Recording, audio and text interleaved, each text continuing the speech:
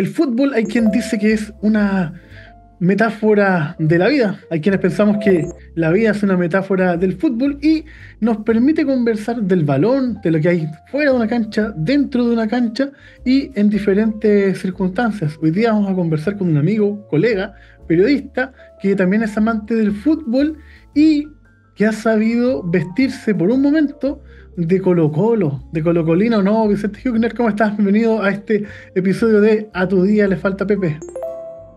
Hola José Ignacio, ¿cómo estás? Muchas gracias por la invitación, muy contento de poder conversar contigo sobre, tal como decía, el fútbol y la literatura. Y el amor por el deporte, donde tú por estos días estás promocionando tu último trabajo, una obra monumental que recoge los 100 años de vida de Colo-Colo, quizás el club que vino a cambiarlo todo en el sentido de que fue generando más fanatismo, ¿no? El fútbol lo trajo Wanderers, pero Colo-Colo trajo otra cosa, ¿no?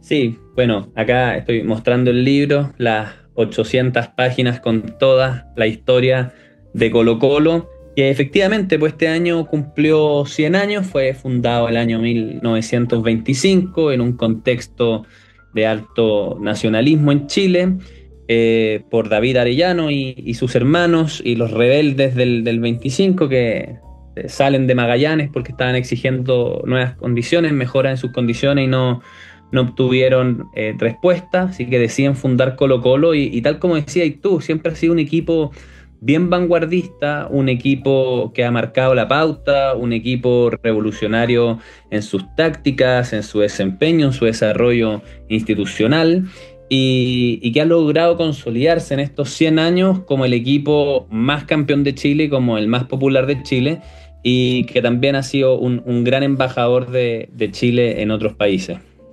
Y que todos, pese a que no vistamos colores de Colo-Colo, a mí por ejemplo me gusta Wanderers, a ti te gusta Católica, ¿no? Eh, A mí me gusta la Católica, sí. todos le hemos tenido cariño o aprecio a Colo-Colo porque finalmente a todos nos gusta el fútbol y una de las historias que primero se cuenta es cómo una discusión lleva a la fundación de Colo-Colo. Sí, efectivamente, efectivamente. Es difícil que te guste el fútbol y permanecer indiferente a Colo-Colo. Colo-Colo, digamos, es tan grande que abraza y que embarca todo el panorama futbolístico. Y tal como tú mencionas, el año 25, en una asamblea del Club Deportivo Magallanes, eh, Colo-Colo, o sea, David Arellano y sus amigos habían pedido nuevas condiciones, digamos, cambiar un poco la forma en que se hacían las cosas, muchas cosas que David Arellano había aprendido en el Sudamericano, actual Copa América del año 1924, que se disputó en Uruguay, viendo los entrenamientos de la selección uruguaya y de la selección argentina, quiso traerse esas cosas a Magallanes, no recibió una buena respuesta y la gota que rebalsó el vaso en esa asamblea fue que se habían puesto de acuerdo en elegir a David Arellano como capitán en una elección que solo participaban los jugadores, pero esa vez de forma inédita participaron también los dirigentes con el objetivo de bloquear a David y ahí fue cuando Arellano se para y lanza su icónica frase vámonos Quiñones, que jueguen los viejos, se van al quitapenas del barrio Independencia y ahí terminan conversando para 2 semanas después fundar Colo-Colo. Algo interesante de este trabajo es que te va mostrando diferentes épocas de Chile y algo que es muy llamativo y que uno pareciera ser que hoy día siempre critica, uno dice el desorden del campeonato actual, pero en este libro se da cuenta que los torneos a veces empezaban en enero, en abril, en mayo, y se terminaban el día que uno quisiera, pero finalmente el fútbol era el fútbol, ¿no? Póntete. Sí, tal cual, a lo largo de estos 100 años, bueno, Colo-Colo tiene 100 años, el profesionalismo tiene un poco menos, se funda el año 33 y ha tenido una variedad infinita de formatos, de distintos torneos que han querido acompañar al torneo nacional oficial. Durante mucho tiempo se jugó un torneo de apertura, se jugaba la Copa Chile el primer semestre, bueno, desde el 58 que se funda la Copa Chile, después vuelve ya más consolidadamente en los 70. Se jugaban amistosos de verano, que eran grandes partidos con grandes equipos internacionales que venían a jugar a Chile. Entonces, efectivamente, los torneos partían tarde y era bien común que terminaran el año siguiente, en enero, en febrero del año siguiente que habían empezado. Y eso tiene que ver un poco porque siempre, bueno, inicialmente se debió a que los equipos más grandes encontraban que era poco competitivo tener un torneo tan corto y después querían tener un torneo tan largo y después los equipos chicos que no querían y que bueno, los equipos grandes le ganaban 8-0 a los equipos chicos, entonces dividámoslo en dos categorías y después bueno, hubo un torneo que tuvo 34 fechas y bueno, en los dimes y diretes propios de la historia siempre se ha buscado generar formatos competitivos que le permitan a todos los equipos, digamos, acceder a la posibilidad de ser campeones. Y eso es bastante valioso mencionarlo, que Colo-Colo ha sabido adaptarse a todos los formatos que se le han presentado y bueno, es el equipo que tiene más corona y es el único equipo en Chile que ha sido campeón en todas las décadas, lo cual también engrandece, digamos, su legado.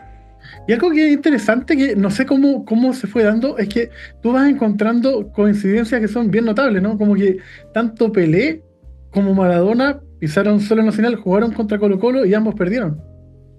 Sí, hay hartas cositas que va dejando el libro, que son bien interesantes también por lo que por el desarrollo posterior o de los personajes o de los equipos, tal como mencionáis.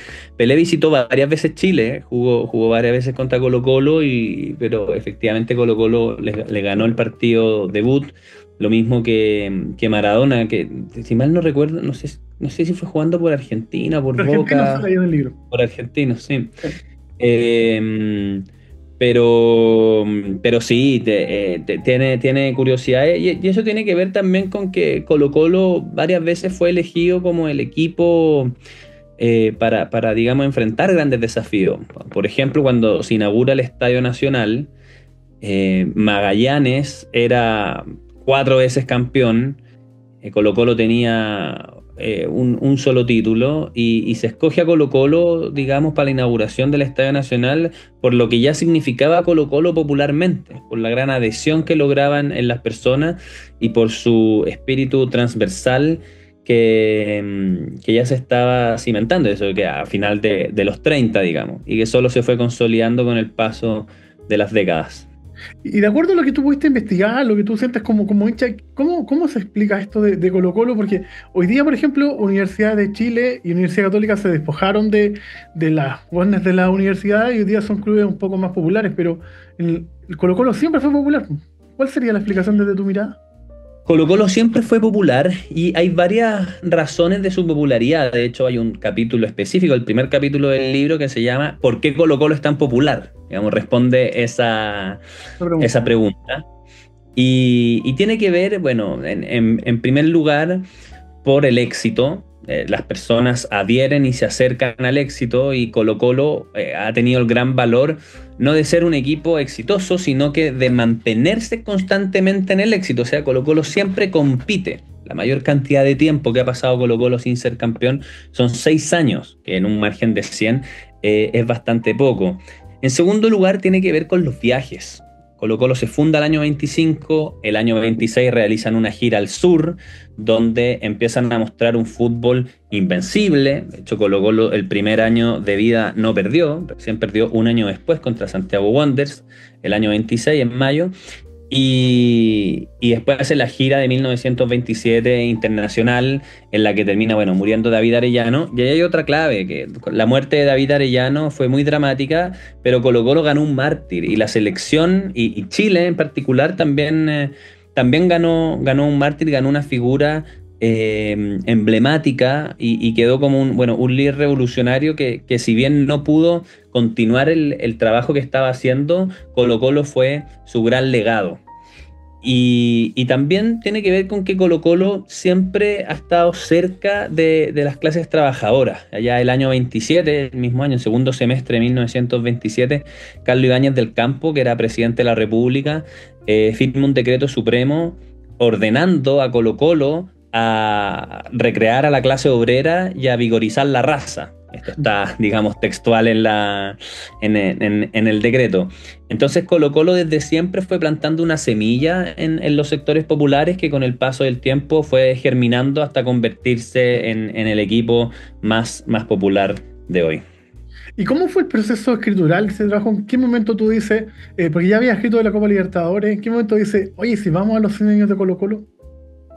Mira, tal como mencionas, yo el año 2021 publiqué Colo-Colo 91, la Copa Se Mira y Se Toca, que habla de los 30 años de la Copa Libertadores, y ahí me quedó mucho material que escribí pero que no publiqué. Hice un capítulo que se llamaba Los últimos 30 años y narro, digamos, todo lo que le pasó a Colo-Colo entre el año 92 y el año 2020, en esa época, y ese material quedó ahí. Y ya sabía que se venía el centenario de Colo-Colo y hablé con mi editor hace 4 años y le dije, oye, para el 2025 quiero hacer un libro de los 100 años de Colo-Colo. Y estos 4 años fueron de investigación, de lectura, de recopilación de información, de harto análisis bibliográfico, y ya te diría que el último año fue de profunda y pura redacción. Digamos, hay que escribir estas 800 páginas y ahí fue un régimen bien disciplinado, escribiendo todos los días, varias horas, para lograr sacar este libro y para lograr tenerlo también para el aniversario, o sea, para tenerlo en abril. Por ejemplo, el club Colo-Colo está preparando un libro, pero que por razones que yo lamento mucho, no pudieron tenerlo para abril. Entonces también nosotros con mi editor, con Felipe Briones de la editorial Trayecto, nos pusimos el objetivo de lanzarlo para el aniversario y poder regalarle a los colocolinos un libro que graficara, que inmortalizara la tremenda historia que ha construido el club. Y de hecho, el libro estaba listo hace rato. A mí, por ejemplo, Bastián Fernández, que es el periodista de Trayecto, colega, me lo compartió hace mucho tiempo, pero como yo volví a ser papá, me había demorado mucho en leerlo y debo confesar que todavía no lo termino. Voy en un 85%, pero con eso me basta para conversar lo que quiero plantear, que este libro también nos muestra cómo ha pasado el tiempo, ¿no? Porque cuando empezamos, a unos lo hablaban de los 60, de los 70, parecían tiempos pretéritos, pero aquí en el libro también está el 2000, la quiebra, y eso no pasó hace tanto tiempo. Estamos más viejos, ¿o no, Puntete? Absolutamente, pues es terrible cuando te dicen esto pasó hace 20 años y te das cuenta que fue el 2005. uno, uno queda para adentro, po. Pero sí, este libro, bueno, efectivamente es de historia, pero la historia reciente también es parte de la historia. De hecho, llega hasta el 2024. Sí. Que Colo-Colo es campeón en todas sus categorías inferiores, es campeón del fútbol femenino, donde son tricampeonas, y si mal no recuerdo, termina por ahí con el reclamo que la Universidad de Chile hace al TAS, digamos, y eso pasó hace un par de meses, lo cual también es bastante inédito en la literatura, como escribir de historia tan reciente. Pero el objetivo fue escribir los 100 años. Y eso fue lo que hicimos. Escribí 100 años, capítulo por capítulo, qué pasó cada año con Colo-Colo. Y ahí, ¿cómo era para ti? Porque desde lo emotivo, igual hay cosas súper interesantes. Por ejemplo, sin ánimo de hacer spoiler, en un momento tú empiezas a desglosar el himno, estrofa por estrofa, verso por verso, y uno dice, oh, qué genial, qué bonita frase. Después vas separando por hitos, pero igual no es tu club. ¿Cómo te moviste ahí? Lo que pasa es que la pasión del fútbol es bien transversal y yo tengo un respeto reverencial por Colo-Colo. O sea, y por todos los equipos también, por Universidad de Chile, por Universidad Católica, por Cobreloa, por Higgins, bueno, por todos los equipos, porque al final yo entiendo dos cosas. Primero, que el fútbol es un juego, es un deporte que despierta mucha pasión, que despierta mucha identificación, pero que al mismo tiempo no tiene que ser motivo ni de venganza, ni de rabia, ni de animadversión, ni de enemistad, por mucho que uno ocupe una camiseta de un color o de otra. Y en segundo lugar, porque yo siempre lo he dicho, yo empecé a escribir el año 2017 en mi página en Facebook, Puntete, y yo empecé a escribir para que los niños y los jóvenes se acercaran a la lectura a través del fútbol. Muchas veces me toca conversar y me dice, oye, mi hijo que tiene 12 años, primera vez que se lee un libro, así que muchas gracias con mis libros anteriores. Y tú dices, bueno, para eso escribo. Y la mitad del país se declara hincha de Colo-Colo Por lo tanto, había que partir, digamos, con Colo-Colo para que más personas pudieran acercarse a la lectura. Y con respecto a lo emotivo, mira, para los que somos amantes del fútbol de forma transversal, encontramos emoción y encontramos historias dignas de contar en todas partes. Sean o no sean de tu club, hay cosas que sencillamente son transversales en el nivel de emotividad que generan. Como por ejemplo, yo no conozco a nadie que haya quedado indiferente a la Copa Libertadores del 91. Sea de Colo-Colo o no sea de Colo-Colo, le guste o no le guste el fútbol, esté de acuerdo o no esté de acuerdo con las motivaciones o el equipo o lo que pasó o los detalles o cualquier cosa que esté, digamos, asociada a ese torneo. Es tan grande lo que muchas veces generó Colo-Colo que traspasa, digamos, las barreras de la emotividad y no me resultó tan difícil, digamos, empaparme de esa colocolonidad. ¿Viste? La colocotón, la colomanía. Oye, pero a mí, si algo me deja este libro es que finalmente no todo tiempo pasado fue mejor ni peor, simplemente uno fue esclavo de su época, pero el fútbol debe ser unas pocas actividades de la vida que desata pasiones, ¿o no? Punto T. Sí, lo que pasa es que el fútbol tiene muchos elementos de identificación y cuando uno defiende su identidad, lo hace desde una vereda muy apasionada. Pasa un poco también con la política, pasa un poco también con las religiones. Y tienen elementos en común, o sea, hay muchas personas que le encuentran sentido a su vida siguiendo un club, vistiendo sus colores, etcétera. Y desata la pasión precisamente por lo que decís tú, porque es muy dinámico, es muy cambiante. Un año puede estar muy bien, el otro año puede estar muy mal. Cada domingo, digamos, son 90 minutos de emociones. El lunes también, si ganaste, lo comentaste, si perdiste, lo comentaste. Y vamos al partido siguiente, y entre medio está la selección nacional. Y bueno, ¿cómo le fue a tus rivales? Y los chilenos esparcidos por el mundo. Y vamos metiéndole otros deportes. Entonces, al final del día estamos en una rueda emocional constante que despierta nuestras pasiones más primarias porque tienen que ver con nuestra identidad. Pero ¿tú crees que eso se está traspasando a las nuevas generaciones? Yo siento que no. Yo siento que hoy día cuesta cada vez más ver a niños jugando la pelota en la calle. La gente sabe más del Barcelona que del Everton, del Wander. No sé, ¿cómo lo ves tú? Yo creo que sí se está traspasando. Efectivamente, a ver, pasan dos cosas. Hoy hay más acceso a la universalidad del fútbol. Nosotros en nuestra época, cuando éramos niños, yo por ejemplo fui niño en los 90 y no era tan común ver partidos internacionales. O sea, no era como que ahora tenía un streaming y podía elegir ver absolutamente todos los partidos, la segunda de Inglaterra, la segunda de Francia, no sé qué. Entonces, es mucho más común que los niños también sientan esta adhesión por Kylian Mbappé, por Erling Haaland, por Lamine Yamal, que nosotros también la sentíamos, es lo que uno se olvida, digamos, por Ronaldo, por Zidane, por Beckham, digamos, por los Galácticos, pero con una mucha menos pasión porque era más difícil todo, era más difícil verlo, era más difícil conseguir camisetas de ellos, hoy día está todo mucho más al alcance de la mano.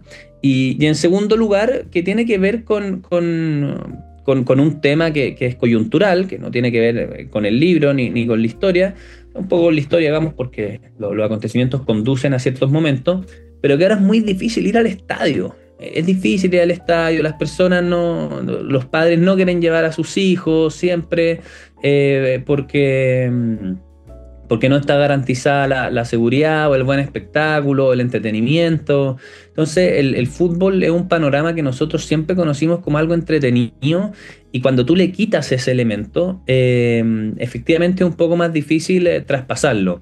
Pero yo igual, siempre que me paseo por las plazas, hay gente jugando a la pelota y siempre hay gente con camiseta de Colo-Colo, de la Católica, de la U, de la Unión. Bueno, es que yo vivo en Santiago, entonces en general se ven más los equipos de Santiago.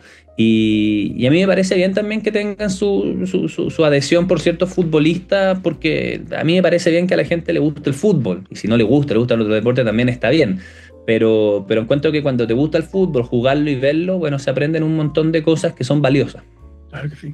Y sí, porque es bien típico que cuando uno tiene un bebé, ya te preguntan y la parejita.